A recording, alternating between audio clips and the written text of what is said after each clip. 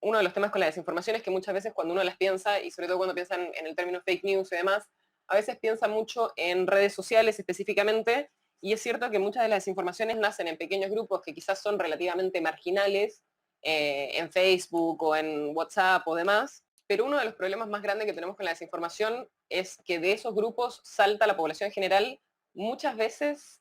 gracias a amplificadores, y esos amplificadores son artistas, cantantes, modelos y a veces medios de comunicación tradicionales que, porque ven que algo está circulando mucho, quizás retoman esas desinformaciones y no son todo lo claro que tendrían que ser al desmentirlas y hacen que esas desinformaciones circulen más en la población. Con lo cual hay ahí también como un juego complicado en cómo cubrir las desinformaciones y a la vez no darles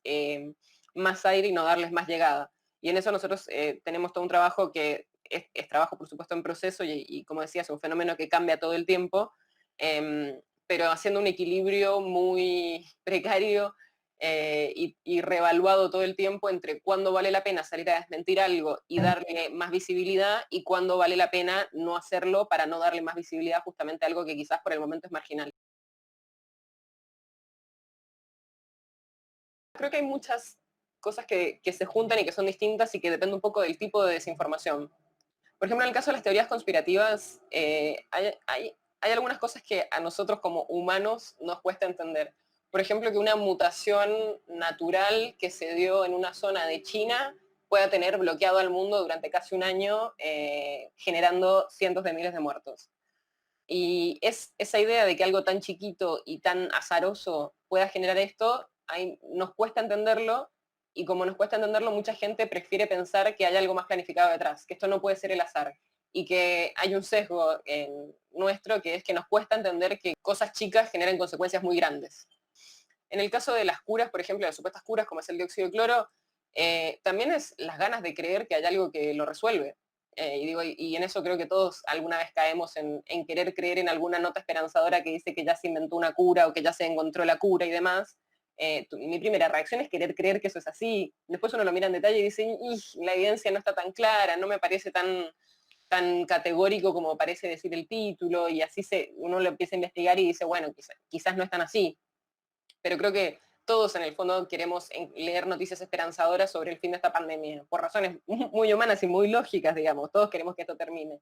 Y así creo que hay distintas motivaciones que pueden llevarnos a entusiasmarnos o a indignarnos o a atribuir causas a cosas que no lo son, para generarnos más certeza y más tranquilidad a nosotros, en un momento en el que además es de mucha incertidumbre, en el que de verdad no sabemos cuándo esto va a terminar, no sabemos bien cómo funciona la enfermedad, hay muchas cosas que no sabemos. Buscar este tipo de certidumbre en las desinformaciones, que son mucho más categóricas que las noticias, quizás ayuda a muchos a sobrepasar el momento.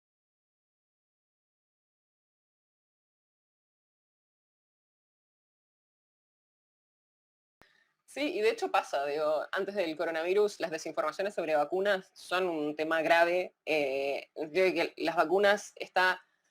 recontraprobado y hay muchísima evidencia de que hacen bien, de que salvan un montón de vidas. Digo, no hay ninguna discusión científica alrededor de la utilidad y la seguridad de las vacunas. Sin embargo, hay grupos que en Latinoamérica, por lo menos en Argentina, hasta el momento son relativamente pequeños, pero que en otros países son mucho más grandes, que circulan desinformaciones sobre las vacunas, que las vinculan con el autismo, que las vinculan con distintas supuestas consecuencias que tendría, y hace que los padres estén menos inclinados a vacunar a sus hijos. Y en eso creo que hay distintos círculos también, digamos, hay círculos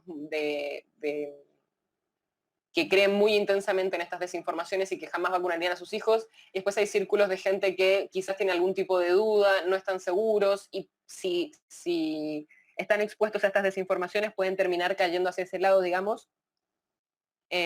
pero son muy peligrosas y tienen efectos muy concretos. O sea, antes de que fuera el coronavirus estábamos viendo un rebrote de sarampión en distintos países, que es una enfermedad para la cual hay una vacuna, y porque bajaron las tasas de vacunación en algunos países, se empezaron a generar nuevos rebrotes, especialmente fue el caso en Estados Unidos. eh, y o sea, es muy concreto, la gente cree en desinformaciones, que las vacunas pueden ser malas, no vacuna a sus hijos y sus hijos se enferman de enfermedades que ya habían sido casi erradicadas, y que ya no generaban un problema.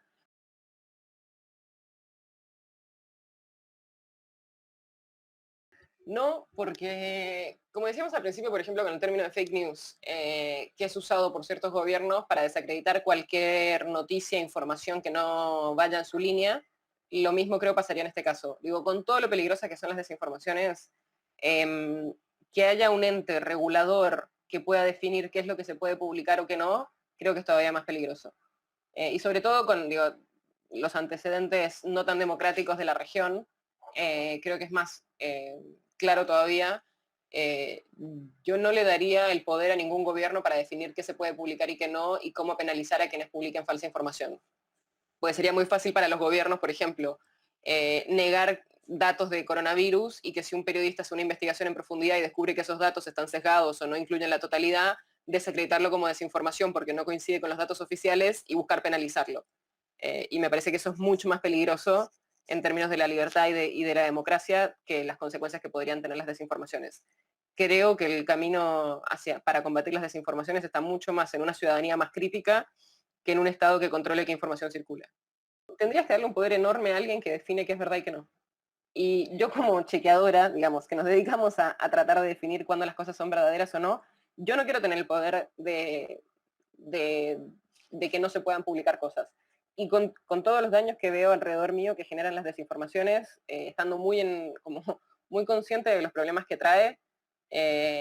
si uno quiere construir una sociedad democrática, creo que el camino no es limitar la información.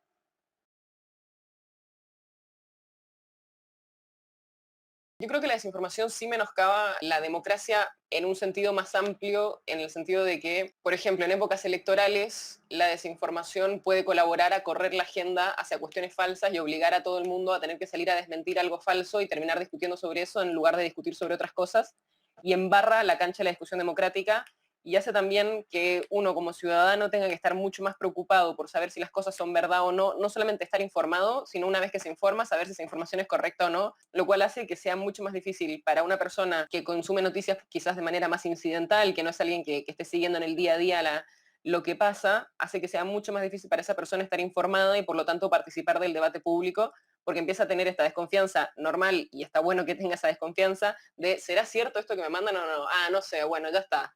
y que esa desconexión con la agenda pública sea mucho más fuerte porque la cancha está más embarrada porque ni siquiera podés saber cuándo algo es cierto y cuándo no.